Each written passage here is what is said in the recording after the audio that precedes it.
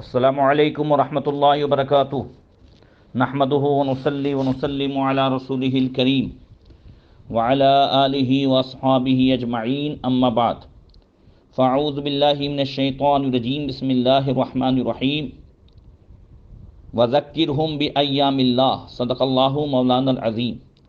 درود شریف پڑھیں، اللہم صلی علی سیدنا مولانا محمد معدن الجود والکرم وآلہ وصحبہ وبارک وسلم۔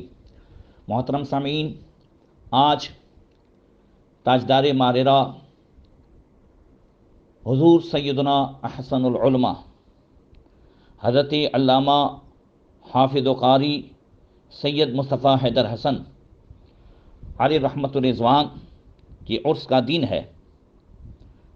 آج تھوڑی دیر انشاءاللہ تعالی ان کی بارگاہ میں خراج عقیدت پیش کریں گے۔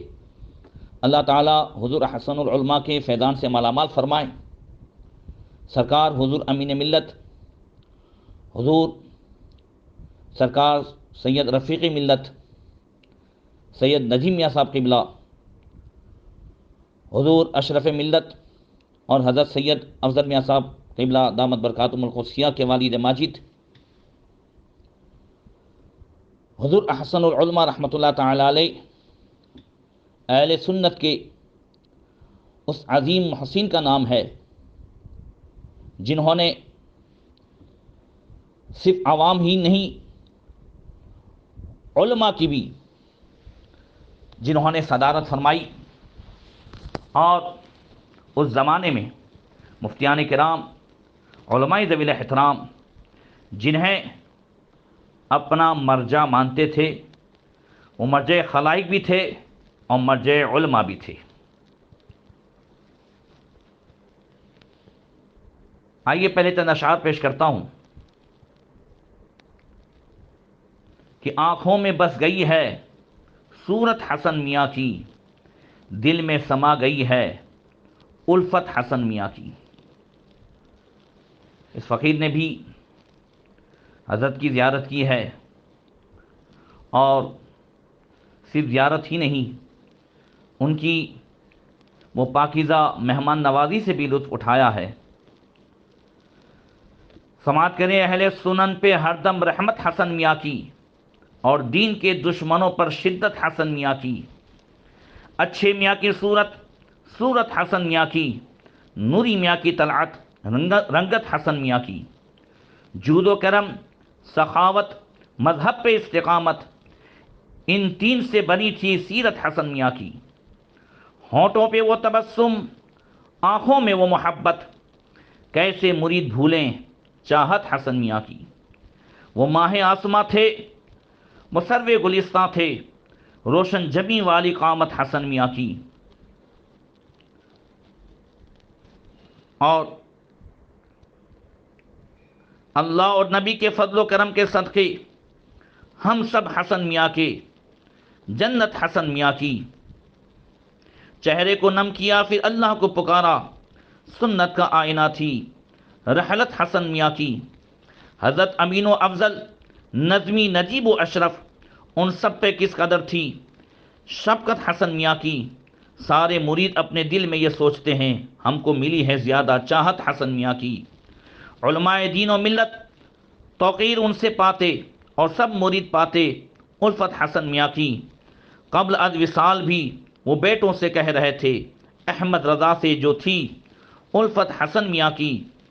فتنوں کو دور رکھنا اور حق پہ جم کے رہنا، مٹی میں مت ملانا محنت حسن میاں کی۔ اس مرد بے غرض میں کیا خوبیاں جمع تھی، اشرف کب ہے ممکن مدحت حسن میاں کی۔ حضرات، حضور سرکار احسن العلماء رضی اللہ تعالی عنہ سن ہجری 1345 اتوار کے دن نبیر سید شاہ آل رسول یعنی حضرت شاہ آل عباس زیدی الواسطی ابن سید حسین حیدر زیدی کے گھر میں آپ پیدا ہوئے، اور مجدد برکاتیت حضرت ابو القاسم سید محمد اسماعیل حسن رحمۃ اللہ تعالی علیہ کہ یہاں اولاد نرینہ کی پیدائش ہوئی. حضرت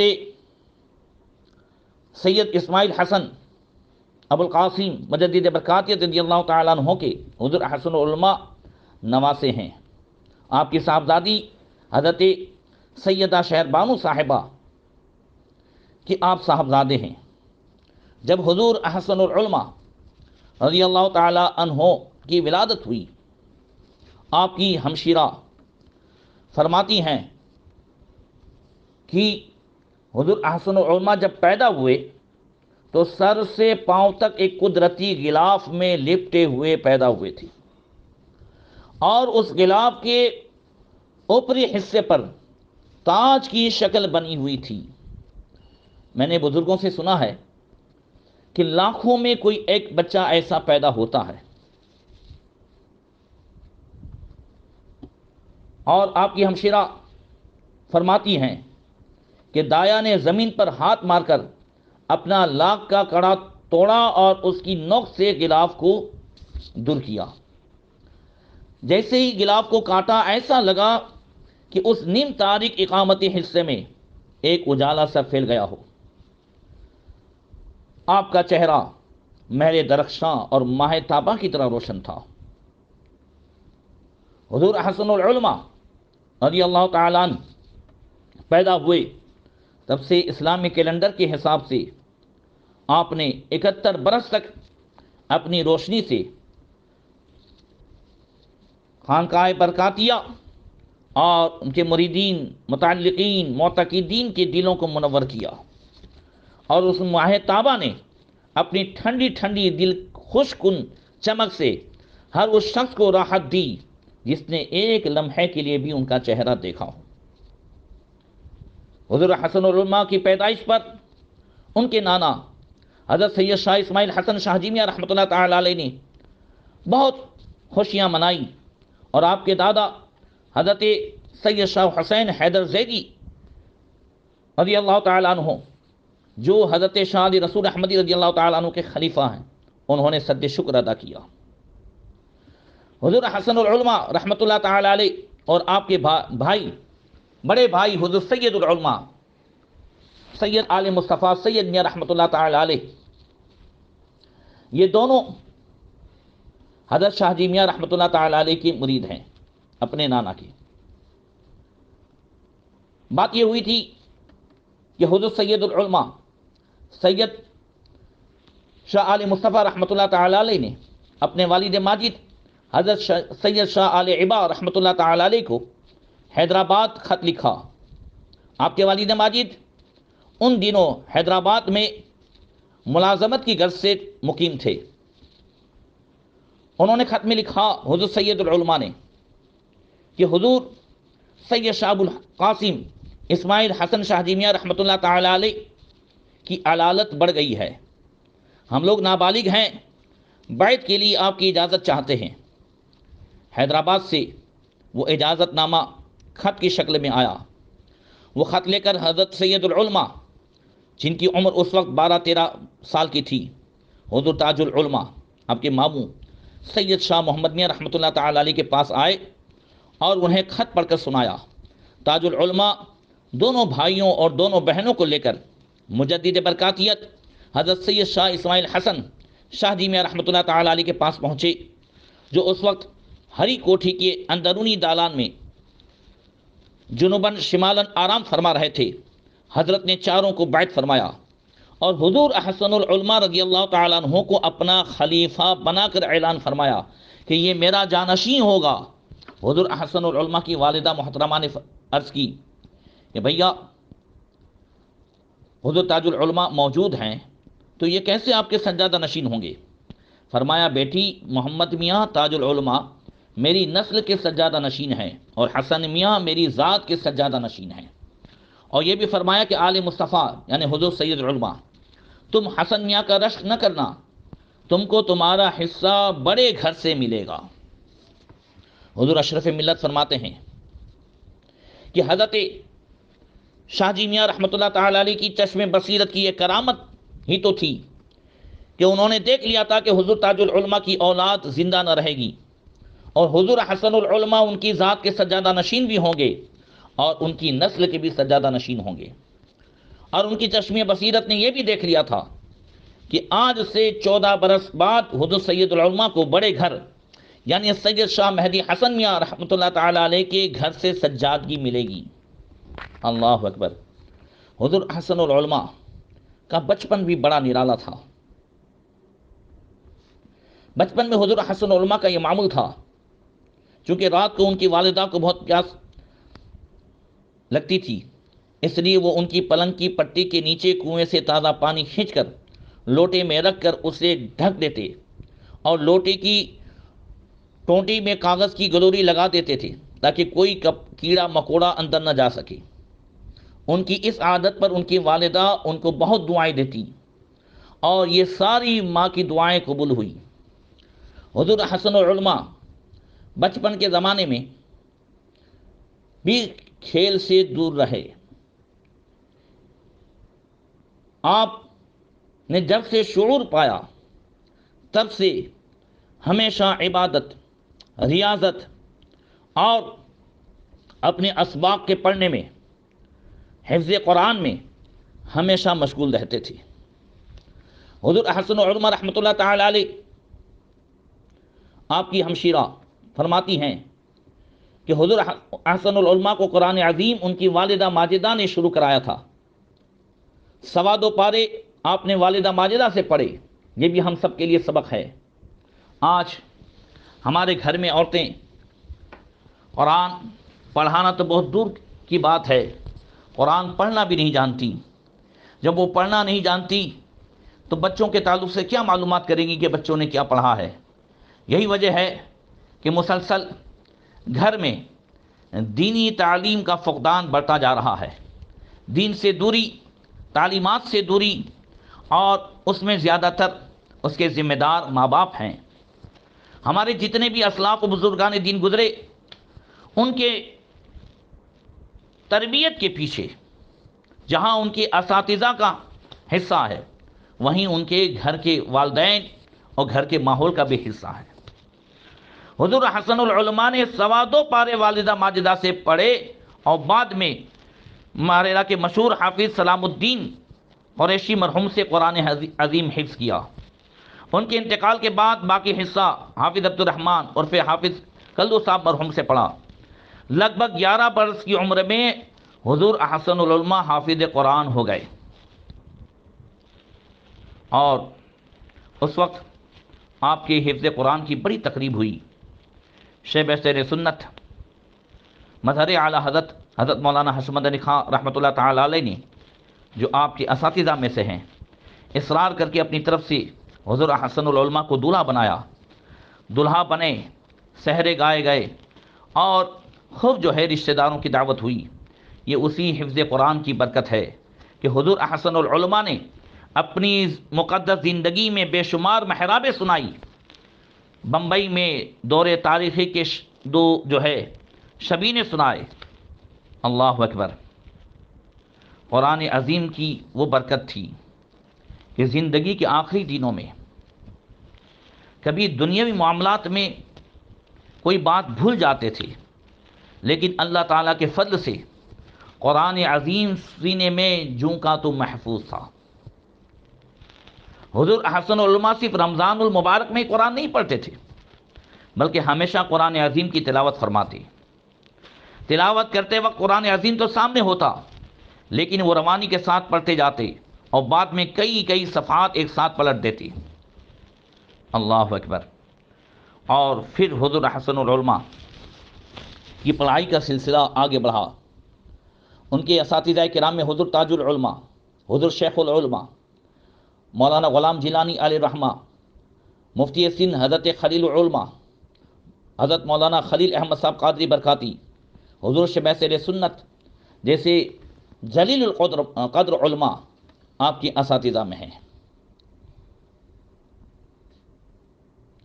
اور آپ کی ہمشیرہ صاحبہ فرماتی ہیں کہ حضور تاج العلماء فرماتے تھے حضور حسن العلماء کی ذہانت کے تعلق سے کہ حسن میاں کی ذہانت کیا پوچھتی ہو، میں ایک پیج سبق پڑھاتا ہوں اور وہ اسے فوراً یاد کر لیتے ہیں اور زیادہ سبق کی فرمائش کرتے ہیں۔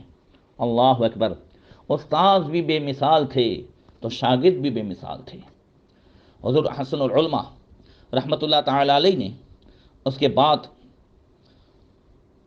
خانقاہ کی وہ ذمہ داری جو ہے سپرد آپ کے ذمہ ہوئی، اور حضور حسن العلماء نے باقاعدہ سجادہ نشین اور صدر کمیٹی درگاہ شاہ برکت اللہ اور متولی مسجد برکاتی ہونے سے بہت پہلے خانقاہ کی مسجد برکاتی کا مسلح سنبھال لیا تھا اور سلسلے وار بھی شروع کر دیا تھا۔ حضور تاج العلماء نے شروع میں حضور احسن العلماء کو وعظ کہنے کے آداب سکھائے، اور پھر مسجد برکاتی کے ممبر سے حضور احسن العلماء نے زندگی کے آخری دنوں تک جمعہ کی نماز سے پہلے آدھا گھنٹے بیان کا سلسلہ جاری رکھا۔ اس آدھ گھنٹے بیان میں قرآن عظیم، حدیث پاک، فقہی مسائل بیان فرماتے اور موجودہ مسائل پر بھی روشنی ڈالتے، مقتدیوں کو ہر طرح سے مسائل سے آگاہی فرماتے۔ یہ سلسلہ 54 سال تک یہ سلسلہ جاری رہا۔ حضور سید ملت حضرت نظمی صاحب فرماتے ہیں کہ 54 سال اسی ممبر سے درس دیا تھا دین حق کا، ان کی فصاحت، ان کی بلاغت، حسن میاں کی بات کرو۔ اور حضور اشرف ملت فرماتے ہیں درگاہ و مسجد سے لے کر خانقاہ و مہمان خانہ 54 سال کی محنت پیم حسن میاں پھر یاد آئے۔ اللہ اکبر! انہیں اعلی حضرت امام عشق و محبت امام احمد رضا محدث بریلوی رضی اللہ تعالی عنہ سے عشق کی حد تک محبت تھی۔ اردو کی اور شعراء کی اشعار بھی حضور احسن العلماء کو پسند تھے۔ کبھی کبھی وہ خاندان والوں کے درمیان بیٹھ کر گفتگو کے بیچ بیچ انوری، خاقانی، سودا، میر اور ماریرا کے شعراء کے اشعار بھی حسب موقع پڑھتے۔ میر تقی میر کے اشعار انہیں بہت پسند تھے، لیکن شاعروں میں انہیں سب سے زیادہ اعلیٰ حضرت رضی اللہ تعالی عنہ کا دیوان ہدایت بخشش جو ہے وہ یاد تھا، بلکہ وہ ہدایت بخشش کے حافظ تھے، اور جب اعلیٰ حضرت کے اشعار سناتے تو اس وقت ان کا انداز ہی نرالا تھا۔ کبھی کبھی فرماتے سنو میرے اعلیٰ حضرت کیا فرماتے ہیں، کبھی فرماتے کہ سنو بریلی والا کیا کہہ رہا ہے، اور یہ کہہ کر وہ اعلیٰ حضرت کے اشعار سناتے۔ اعلیٰ حضرت کی اشعار کی تشریح کرنا حقیقت میں انہی کا حصہ تھا۔ وہ شاعر کلام رضا تھے، انہیں اعلیٰ حضرت کے اشعار پر ایک اتھارٹی کی حیثیت حاصل تھی۔ اللہ اکبر! جب اعلیٰ حضرت کا نام لیتے تو پہلے چشم و چراغ خاندان برکات اس انداز سے جو ہے آپ اعلیٰ حضرت کو یاد فرماتے۔ اعلیٰ حضرت، خاندان اعلیٰ حضرت اور اہل سنت کے علماء، ان سب سے ان کی بے مثال محبت تھی۔ لیس منا من لم یرحم صغیرنا ومن لم یوقر کبیرنا، اللہ کے رسول صلی اللہ تعالی وسلم کا جو ارشاد کہ وہ ہم میں سے نہیں ہے جو چھوٹوں پر شفقت نہ کرے اور بڑوں کی تعظیم نہ کرے۔ حضور حسن العلماء تو خود بھی بڑے تھے، مگر اصاغر نوازی، چھوٹوں پر شفقت اور علماء کی توقیر، یہ حضور حسن العلماء رضی اللہ تعالی عنہ کا ایک خاص قصہ تھا۔ حضور حسن العلماء رضی اللہ تعالی عنہ کیا تھے، اور انہیں اللہ تبارک و تعالی نے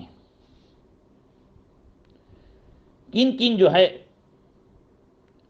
چیزوں سے نوازا تھا، اس کا آپ اندازہ اس سے لگائیں کہ حضور شارع بخاری حضرت نائب مفتی اعظم ہند مفتی शरीफ उल हक साहब क़िबला रहमतुल्लाह ताला अलैह, वो आपके ताल्लुक से फरमाते हैं कि उनके अंदर जो उलमा नवाजी का वो सिलसिला था और वो चीज़ें थीं, सुबहान अल्लाह, जिसे कम ही लोगों में देखा जाता है। हुज़ूर शान बुखारी फरमाते हैं कि हज़रत की सबसे बड़ी खुसूसियत ये थी कि उस अहद के पीरों के बरखिलाफ उलमा का उनके शाया निशान पूरा पूरा एहतराम फरमाती। उस मुबारक में ये मंज़र देखने के काबिल होता कि उस मुबारक के इजलास आम में हुज़ूर अहसनुल उलमा खुद और ख़ानदान के तमाम अफराद ज़मीन पर होते और उलमाए किराम को अहसनुल उलमा तख्त पर बिठाते।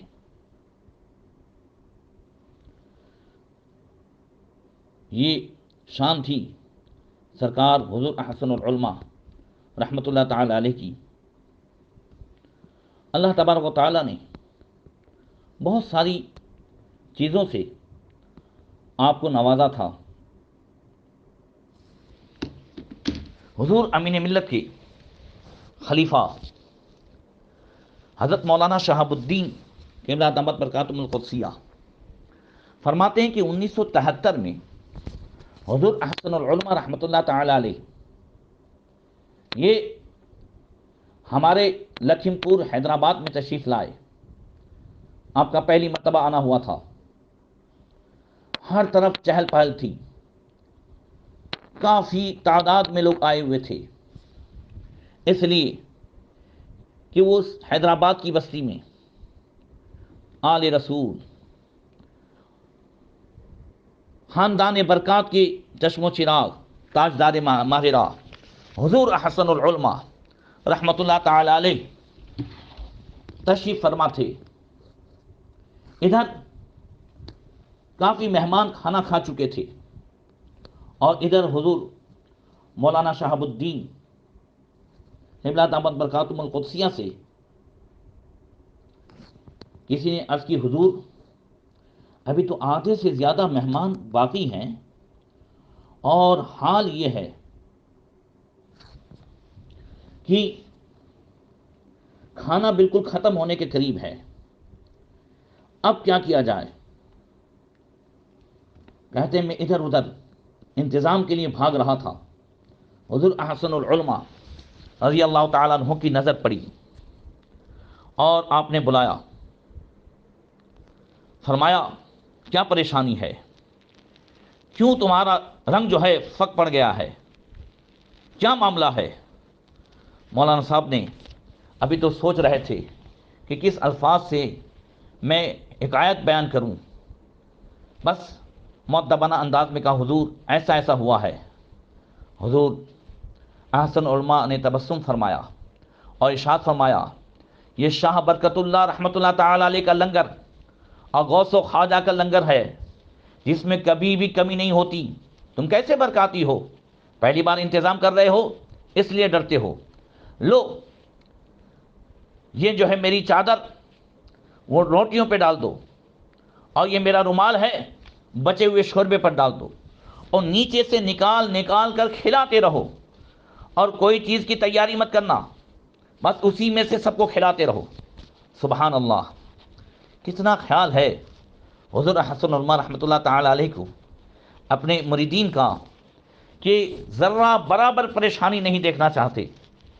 फरमाते हैं अब उसके बाद क्या था, बस हुज़ूर अहसन उलमा रहमतुल्लाह ताला अलैह की चादर मुबारक रोटियों पे पड़ी हुई है, बचे हुए शोरबे पर रुमाल है, उसी से निकालते जा रहे हैं और सैकड़ों लोगों को खिलाते जा रहे हैं, खिलाते जा रहे हैं, यहाँ तक कि सब ने खा लिया, किसी चीज़ की इंतज़ाम की ज़रूरत नहीं पड़ी। और उसके बाद हम लोग ये देख रहे हैं कि न मालूम ये देग में से शोरबा कहाँ से आ रहा है, रोटी कहाँ से आ रही है। अल्लाह अकबर, मुर्शिदे बरहक का ये जुमला था कि ये शाह बरकतुल्लाह का लंगर है, गौस व ख्वाजा का लंगर है। सुभान अल्लाह, उसमें कभी कमी नहीं आती है। जब اس کے بعد سب کو کھلا دیا، اور اس کے بعد دیکھا گیا تو جتنا کھانا تھا وہ ویسے ہی موجود تھا۔ چلتے وقت حضور حسن العلماء رحمۃ اللہ تعالی علیہ نے فرمایا مولانا میرا رومال اور چادر تو لاؤ۔ اللہ اکبر، مولانا شہاب الدین دوڑے گئے اور ساتھ میں منتظمین بھی تھے، سب دیکھ سے رومال اور روٹی اور چادر ہٹائی تو کیا دیکھتے ہیں، حیرت کی انتہا نہ رہی کہ جتنا کھانا اس وقت تھا وہ ابھی بھی موجود تھا۔ سبحان اللہ۔ یہ حضور حسن العلماء رحمۃ اللہ تعالی علیہ جب آپ کے یہاں تشریف لے گئے تھے لکھیم پور حیدرآباد، اس وقت وہاں پر جب حضور حسن العلماء کے رات میں سونے کا انتظام کیا گیا تو کیا دیکھتے ہیں کہ حضور حسن العلماء رحمۃ اللہ تعالی علیہ کے لیے مچھردانی چارپائی پر بچھائی جا رہی ہے۔ سرکار حسن العلماء نے فرمایا کہ بس اسے ہٹا دو، اس کی کوئی ضرورت نہیں ہے۔ عرض کی حضور بہت زیادہ مچھر ہیں اور بہت زیادہ کاٹتے ہیں۔ حضور حسن العلماء نے اپنی پیاری زبان سے ارشاد فرمایا یہ ہمیں نہیں کاٹیں گے، ہم نے ان سے صلح کر لی ہے، اس کی کوئی ضرورت نہیں ہے۔ پیر و مرشد کی زبان سے نکلنا تھا کہ مولانا شہاب الدین فرماتے ہیں ہم نے بھی سب نے مچھردانیاں ہٹا دیں۔ 3 دن تک حضور حسن العلماء رہے، مگر مچھروں نے، حالانکہ مچھر دکھتے تھے مگر کسی نے کسی کو نہیں کاٹا، حضور حسن العلماء کو تو نہیں کاٹا، مگر ہاں کسی جو ہے لکھیم پور حیدرآباد کے ایک بچے کو بھی نہیں کاٹا۔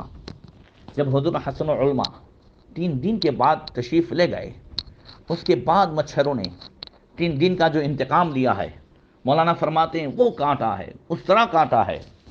کہا میرے بچے کہنے لگے کہ حضرت یہ وہی مچھر تو ہے جو ابھی 3 دن پہلے وہی تھے، کاش آپ حضرت سے کہتے کہ ہماری بھی صلح کروا دیتے۔ اللہ اکبر۔ حدیث پاک میں ہے من کان للہ کان اللہ لہ، جو اللہ کا ہو جاتا ہے اللہ تبارک و تعالیٰ ساری چیزوں کو اس کے تابع کر دیتا ہے۔ یہ حضور حسن العلماء کی وہ شان ہے، وہ قدرت ہے، اور یہ قدرت غوث پاک رضی اللہ تعالیٰ عنہ کے صدقے میں سلسلے قادریہ والوں کو اللہ تبارک و تعالیٰ وہ عطا فرماتا ہے۔ یہ سب قادری فیض ہے۔ اعلیٰ حضرت فرماتے ہیں ابن زہرا کو مبارک ہو عروس قدرت، قادری پائے تصدق میرے دلہا تیرا۔ حضور حسن العلماء رحمۃ اللہ تعالی علیہ بچپن ہی سے عبادت گزار اور رات میں اللہ تبارک و تعالیٰ کی بارگاہ میں گریہ وزاری کرنے والے تھی۔ حضور اشرف ملت فرماتے ہیں کہ بچپن میں جب رات 3 ساڑھے 3 بجے میری آنکھ کھلتی تو اس کی وجہ وہ آواز ہوتی تھی جو والد کریم کا معمول تھا۔ بزرگ بتاتے ہیں کہ حضور حسن العلماء بالغ ہونے سے پہلے ہی باجماعت نماز کے پابند ہو چکے تھے۔ حد تو یہ ہے کہ ہاسپٹل میں اپنے وصال سے 2-3 دن پہلے تک بیٹھ کر نماز ادا فرمائی، اور جناب عبدالعزیز سنی سے فرمایا کہ بھائی گواہ رہنا ہم نے اس وقت کی نماز بھی پڑھ لی ہے۔ عبادت و ریاضت میں حضور حسن العلماء اپنے اسلاف کے نمونہ تھے۔ وہ مجمع البحرین تھے، وہ شریعت و طریقت کے جامع تھے، جہاں انسان اور علماء فضلاء حضور حسن العلماء کی بارگاہ سے فیض پاتے تھے، وہاں اس زمانے کے جنات بھی حضور حسن العلماء سے فیض پانے کے لیے آتے تھے۔ حضور اشرف ملت فرماتے ہیں کہ ایک دن دوپہر میں گرمی زیادہ تھی، حضور حسن العلماء رحمۃ اللہ تعالی علیہ نے اپنا بھاری ہاتھ میری گردن میں ڈالا اور مجھے سلایا۔ کہا مجھے نیند نہیں آتی تھی، مگر فرماتے کہ تھوڑی دیر قیلولہ کر لو، سو جاؤ۔ کبھی کبھی میں سرک کر کے نکلنے کی کوشش کرتا، آپ کی نیند بڑی کچی ہوتی تھی، پھر ہاتھ ڈال دیتے تھے۔ کہتے ہیں ایک دن ایسے ہی سویا ہوا تھا کہ اوپر کی چھت پر ایسی آواز آنے لگی جیسے کوئی مٹی کا گارا بنا رہا ہے اور کوئی مزدور صحیح کر رہا ہے، حالانکہ اوپر کوئی مزدور نہیں تھا، اور جہاں سے جانے کا دروازہ تھا وہ دروازہ بھی بند تھا۔ مزدور کہاں سے آئے؟ کہا مجھے ڈر ہوا، میں نے حضور حسن علماء کو جگایا، والد ماجد کو جگا کے کہا اوپر آواز آتی ہے۔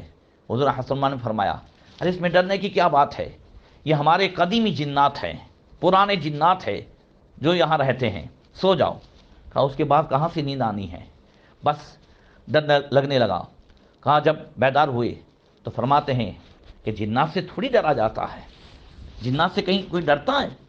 کہا یہ پرانے ہمارے خاندان کے وہ جن ہیں جو کبھی کبھی جو ہے لڑکوں کے درمیان اور طلباء کے درمیان بیٹھ کر کے درس بھی حاصل کرتے ہیں۔ سبحان اللہ۔ حضرت اشرف ملت نے ایک پیارا جملہ کہا، اسی پر بات ختم کرتا ہوں۔ فرماتے ہیں اس وقت حسن علماء نے فرمایا تھا کیا جناتوں سے کہیں ڈرا جاتا ہے؟ حقیقت یہی ہے، ڈرنے کی بات جناتوں سے نہیں بلکہ آج جنگلی صفت رکھنے والے انسانوں سے ڈرنے کی بات ہے۔ اللہ تبارک و تعالی ان کے فیضان سے ہم سب کو مالا مال فرمائے، حضور حسن علماء کے نقش قدم پر چل کر زندگی گزارنے کی توفیق عطا فرمائے۔ السلام علیکم ورحمۃ اللہ۔